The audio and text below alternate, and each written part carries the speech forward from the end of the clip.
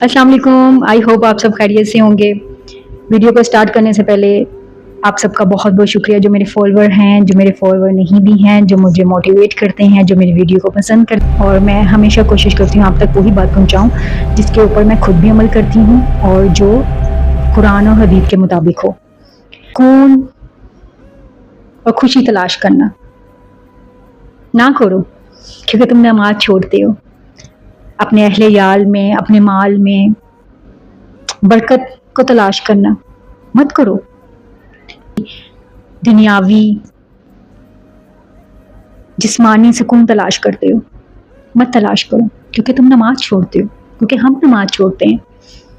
तो इन सब चीज़ों को हासिल करने के लिए हमने किस पे अमल करना है, हमने किस चीज़ को पकड़ना है, तो वो है नमाज। यकीन मानिए, बड़े बड़े वजीफे करने का कोई फ़ायदा नहीं है। वो ही हमारी कामयाबी का ज़रिया है, वो ही हमारा सबसे बड़ा वजीफ़ा है। तो हमने क्या करना है, अगर हमें अपनी ज़िंदगी में सुकून चाहिए, अपने रिज़्क में बरकत चाहिए, हमारी औलाद की कामयाबी चाहिए, हमें पैसा चाहिए, हमें घर चाहिए, हमें कुछ भी चाहिए, तो इसके लिए हमें सबसे पहले 5 वक्त का नमाजी बनना है। वल्लाही यकीन माने, नमाज में ही हर दी का सुकून, हमारी खूबसूरती सब नमाज से ही है। अब 5 वक्त की नमाज पढ़ेंगे और 5 वक्त हम वज़ू करेंगे। आपको वज़ू के फ़ायदे तो पता ही हैं।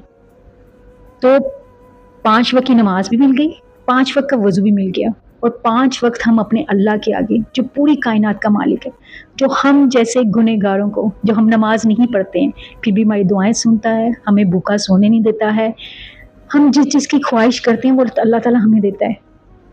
तो हम क्या कर रहे हैं, हम नमाज ही नहीं पढ़ रहे हैं। तो हमें सब कुछ छोड़ के हमारा जो सबसे बड़ा वजीफ़ा है, जो सबसे बड़ी कामयाबी है और जो हम अपनी ज़िंदगी में हासिल करना चाहते हैं, वो नमाज से कर सकते हैं। तो इसीलिए खुदारा नमाज की पाबंदी कीजिए। अगर शुरू करना मुश्किल है तो फ़र्ज से स्टार्ट कीजिए। नमाज बहुत आसान है, फ़र्ज से स्टार्ट कीजिए। फजर की 2 फ़र्ज़ पढ़ें, 4 फ़र्ज़ पढ़ें, असर के 4 फ़र्ज़ पढ़ें, मगरिब के 3 फ़र्ज़ पढ़ें, इशा के 4 फ़र्ज़ पढ़ें।